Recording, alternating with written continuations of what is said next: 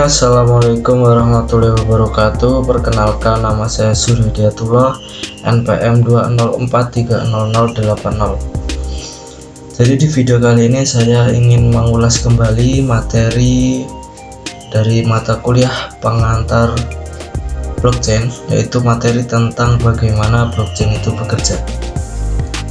Jadi langsung saja ke materinya. Apa sih itu blockchain? Jadi blockchain itu adalah jaringan terdistribusi yang terekam dalam ledger, atau ledger itu buku besar ya. Kemudian data yang disimpan dalam blok. Jadi di setiap blok-blok itu menyimpan data. Setiap blok itu masing-masing menyimpan data di dalamnya. Nah, kemudian menerapkan kriptografi untuk melindungi privasi. Jadi setiap blok-blok itu menggunakan teknologi yang bernama kriptografi. Kriptografi itu adalah mengacak-ngacak isi data asli sampai tidak bisa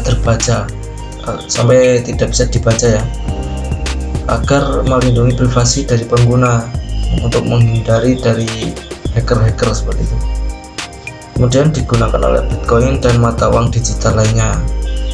Oke, next. Bagaimana blockchain bekerja?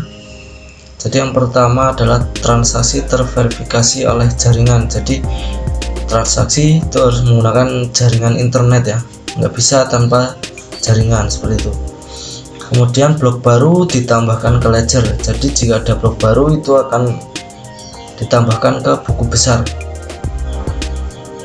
besar digital atau ledger itu. Kemudian konsensus dicapai untuk menjaga konsistensi. Jadi sebelum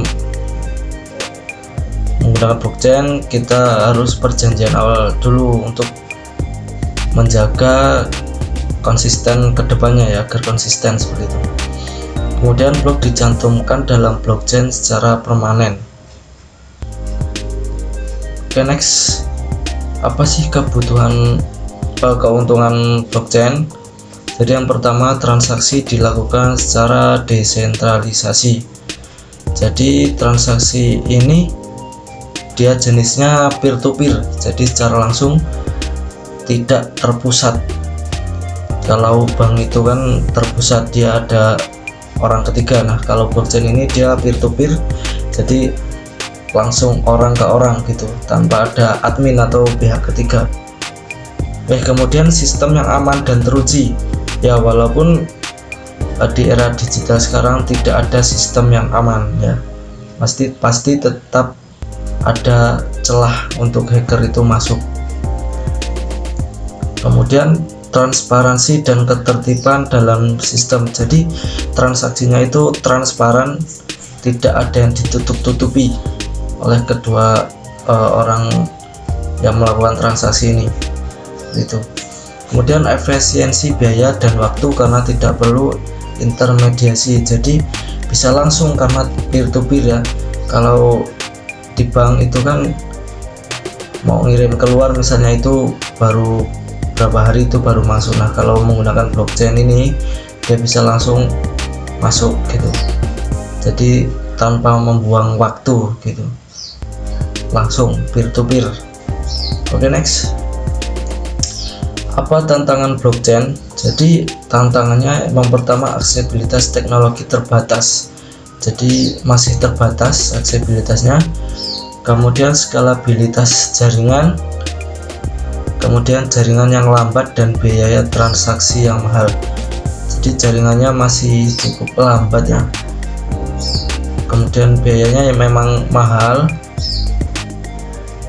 tapi kita peer to peer, tidak ada biaya admin atau orang ketiga seperti itu. Kurangnya regulasi dan keamanan. Nah, ini yang saya bilang tadi, tidak ada sistem itu yang aman, pasti ya, masih ada saja celah untuk hacker bisa masuk seperti itu. Kemudian next, bagaimana blockchain akan berkembang? Yang pertama, penggunaan blockchain yang lebih luas dalam berbagai industri. Jadi tidak harus tentang mata uang digital. Jadi instansi-instansi lainnya mungkin bisa menggunakan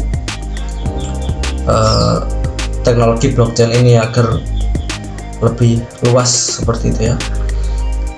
Kemudian peningkatan skalabilitas jaringan. Jadi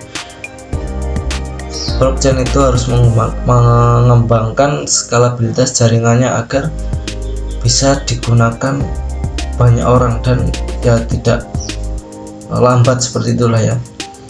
Kemudian IoT dan implementasi blockchain, kemudian peningkatan privasi dan keamanan. Nah, ini harus kita jaga lebih teliti ya, karena ini menyangkut data-data pribadi dari pengguna agar tidak bisa dijebol oleh hacker. Walaupun tetap yang saya bilang tadi, tidak ada sistem yang aman, pasti masih saja ada celah.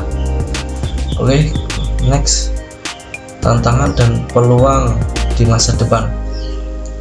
Yang pertama yaitu kerjasama dalam pengembangan teknologi, kemudian pembentukan regulasi dan standar baru, meningkatkan literasi teknologi di masyarakat, dan kesempatan untuk memperbaiki sistem keuangan dan industri.